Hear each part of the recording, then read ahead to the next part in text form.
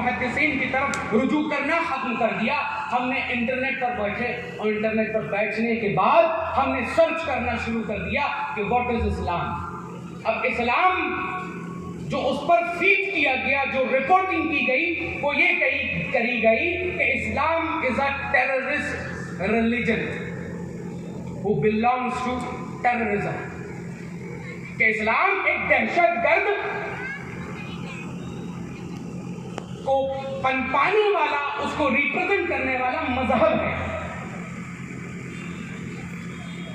جس نے پڑھا اس نے یہ سمجھا کہ اسلام سچ میں ایسی ریپرزینٹیشن رکھتا ہے کہ جس میں دہشت گردی کی گفتگو کی جاتی ہے, جس پر کٹرتا کی گفتگو کی جاتی ہے, جس پر یہ کہا جاتا ہے کہ اسلام لبریشن کے نام پر کوئی کام نہیں کرتا, ماڈریشن کے نام پر کوئی کام نہیں کرتا.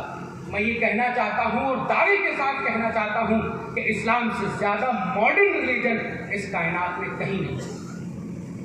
آج جو ریسرچز میں اپنی گفتگو مکمل کرنا چاہ رہا ہوں, آج جو ریسرچز لگ بھگ 10 سال 20 سال پہلے ریسرچز جو کمپلیٹ کی گئی, آج سے 1400 سال پہلے اس کے متعلق تمام لوگوں نے, ہمارے اہل بیت نے, ہمارے ائمہ نے اس کو ثابت کر کے رکھ دیا.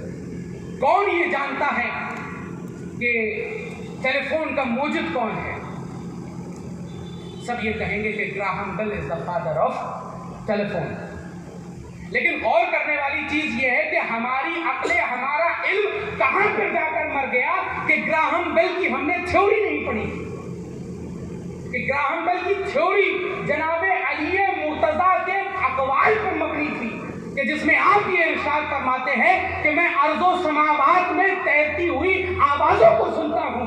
تو گراہم بیل نتیجے پر پہنچ گیا کہ کیوں نہ میں بھی ایک ایسا ایجاد کروں کہ جس سے ایک تار کے ذریعے سے آواز تک لہرے.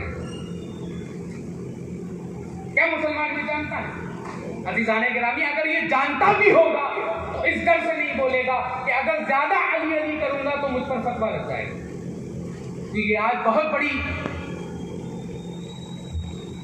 پریشانی کی بات یہ ہے کہ ذرا سا علی کا نام لے لو زیادہ تو ہم پر فتوے لگ جاتے ہیں. میں تو سیدھا یہ جواب دیتا ہوں کہ میرا باپ ہے علی, میں اپنے باپ کا ذکر نہیں کروں گا تو کس کا کروں؟ تمہارے باپ جو بھی ہو تم ان کا ذکر کرو, ہمارے باپ علی ہیں, ہم ان کا ذکر کریں. یا علی یا علی یا علی. عزیزان گرامی, آپ غور کریے اس چیز پر کہ تھیوریز کیا ہے گراہم بیل کی, اور موجد کون ہے ٹیلی فون کا, اور نام کس کا ہے, اور مسلمان قوم جانتی نہیں ہے کہ موجد کون ہے. تھیوریز کیا ہیں, پریکٹیکل کیا ہے. آپ دیکھ لیجیے, آپ کے سامنے بلب رکھا ہوا ہے. آپ کے جانتے ہیں نا کہ جان تھامس ایڈیسن نے اس کا ایجاد کیا. کیا آپ کو یہ معلوم ہے کہ امام المتقین امیر المومنین جناب علی ابن ابی طالب کے خطبے کا نتیجہ ہے کہ جان تھامس ایڈیسن نے اس کا ایجاد کیا.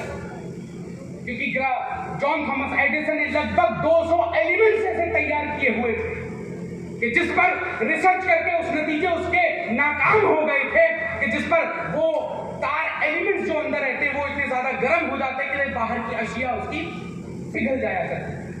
تو جناب علی مرتضیٰ کا خطبہ نہج البلاغہ اس نے پڑھا, جس میں آپ نے یہ ارشاد فرمایا تھا کہ جنت میں نے تندیل کے اندر شمع کو دیکھا. الشمع فی التندیل کا جب ذکر کیا اس نے, تب اس نتیجے پہ پہنچا کہ جب علی مرتضیٰ جیسی شخصیت یہ کہہ رہی ہے کہ ایک کانچ کے ٹکڑے کے اندر شمع کا محفوظ ہونا, تو کیوں نہ اس نتیجے پہ پہنچا جائے. تو اس نے نجف اشرف کی طرف اپنی اس ریسرچ کو رکھا اور رکھ کے کہا کہ علی مرتضیٰ آپ کو ہزار سلام, کہ آپ کی باعث, آپ کے قول کے باعث آج میں اس نتیجے پر پہنچا کہ جب مجھے یہ پتا چلا کہ کانچ کے ذریعے سے میں اس نتیجے پر پہنچ سکتا ہوں.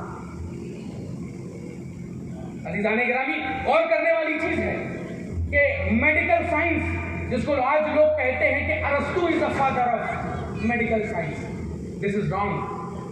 Aristotle was not a father of medical science. एक चैलेंज के साथ मैं कह सकता हूँ, क्योंकि इमाम जाफर सादिक अलैहिस्सलातो तस्लीम ने अपनी बहुत सी थ्योरीज में अरस्तु को कंडेम किया। अगर कोई फादर है, अगर कोई मौजूद है किसी साइंस का या किसी चीज का, तो उसके ऊपर कंडमेशन चार्ज हो ही नहीं सकता, क्योंकि इजाद ही उसकी तरफ से है। आप फर्ज की गुफ्तगू कीजिए, आप पोस्टमार्टम की गुफ्तगू कीजिए, आप मेडिकल साइंस की गुफ्तगू कीजिए, आप ज्योग्राफी की गुफ्तगू कीजिए, हमारी कम इल्मी का नतीजा आज ये है कि हमारे आइम्मा के, हमारे बुजुर्गों के नाम बदलकर यूरोप में किसी और नाम से पढ़ाए जा रहे हैं। क्या मुहियुद्दीन इब्न अरबी का नाम चेंज करके नहीं पढ़ाया जाता? क्या मौलाना रूम का नाम चेंज करके नहीं पढ़ाया जाता? क्या जाबिर इब्न हयान का नाम चेंज करके नहीं पढ़ाया जाता? या फखरुद्दीन राज़ी का नाम चेंज करके नहीं पढ़ाया जाता?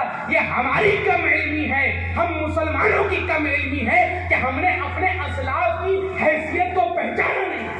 वजह क्या? हमारी कम इल्मी।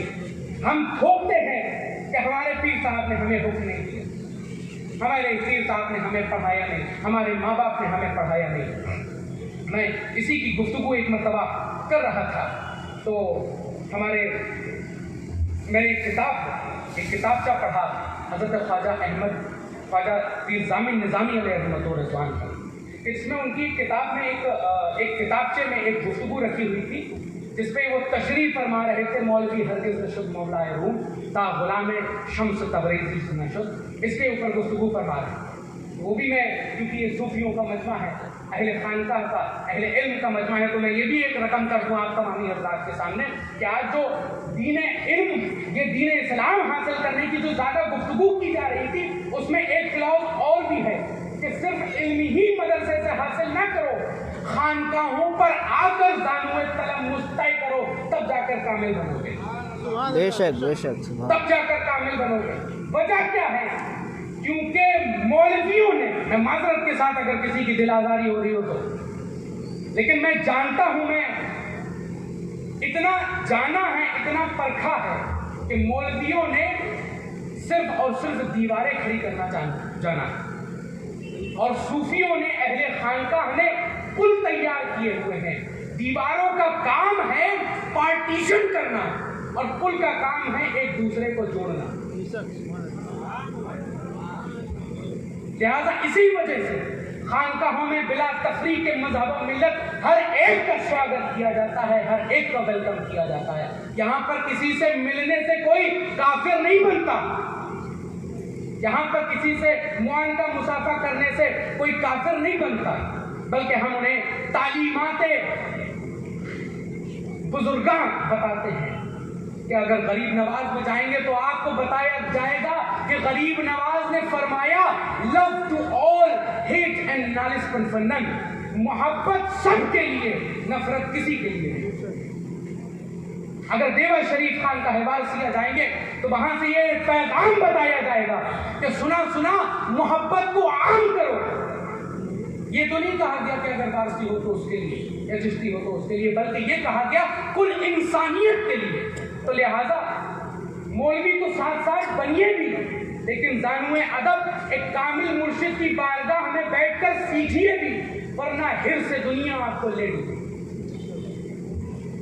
ये वजह है कि हमेशा से जब भी उलमा ने इल्म हासिल किया, उसके बाद कुछ साल अपने बुजुर्गों की बारगाह में जानुए तलम्मुस तय किया और तय करके कामिल मुर्शिद बने, कामिल आलिम बने। तो मैं अपनी गुफ्तगू के आखिरी बात में दाखिल होता कि गुफ्तगू छोड़ी थी मैंने जहाँ पर कि एक चैलेंज किया मैंने कि अरस्तु was, everyone says कि अरस्तु was the father of medical science, लेकिन हमारी कम इल्मी है कि हमने इमाम जाफर सादिक को पढ़ा नहीं। अगर पढ़ा तो अवाम के दरमियान बताया नहीं, बताया इसलिए नहीं क्योंकि कुछ शरीयती गुंडों की वजह से कि जिनकी बिना पर हम पर कभी कभी फतवे लग जाते हैं। ڈرتا میں بھی ہوں اور آج ڈر کے بھی میں آپ کے سامنے کہہ رہا ہوں کہ زیادہ اگر اہل بیت کا نام لے لیا تو ہو سکتا ہے گمراہ کی فتوے لگ جائے۔ تو عزیزان گرامی، آج سے محض 38 سال پہلے ارسطو کی اس ریسرچ کو کنڈیم کیا گیا اور امام جعفر صادق کی ایک ریسرچ کو آج مضبوطی ملی۔ وہ یہ کہ جب امام جعفر صادق علیہ الصلوۃ والتسلیم نے اپنا ایک ریسرچ پیپر کمپلیٹ کیا جس پہ یہ فرمایا گیا کہ آپ کہتے ہیں کہ مٹی اور انسانی جسم میں 20 عناصر ہیں، اور ارسطو یہ کہتا تھا کہ 4 عناصر سے یہ جسم بنا ہے، لیکن امام جعفر صادق نے یہ ارشاد فرمایا کہ کل 20 عناصر ایسے ہیں کہ جس سے یہ انسانی جسم بنا ہے، اور مٹی اور جسم کے عناصر، انسانی جسم کے عناصر ایک جیسے ہیں۔ تو اگر ہم غور کریں کہ آپ امام جعفر صادق یہ ارشاد فرماتے ہیں کہ اللہ نے انسانی جسم کے وجود میں 4 چیزیں بہت زیادہ رکھی۔ آج سے 1400 سال پہلے کون سے ایسے آلات تھے، کون سے ایسی مشینیں تھیں، کون سی ایسی اشیاء تھی کہ جن کے ذریعے سے امام جعفر صادق یہ ٹیسٹ کر رہے ہیں کہ انسان کے جسم میں 4 چیزیں بہت زیادہ اللہ نے رکھی، 8 چیزیں اس سے زیادہ کم رکھی، اور 8 چیزیں ان 8 چیزوں سے کم رکھی۔ اب اگر ہم آج سے محض 38 سال پہلے کی ریسرچ کو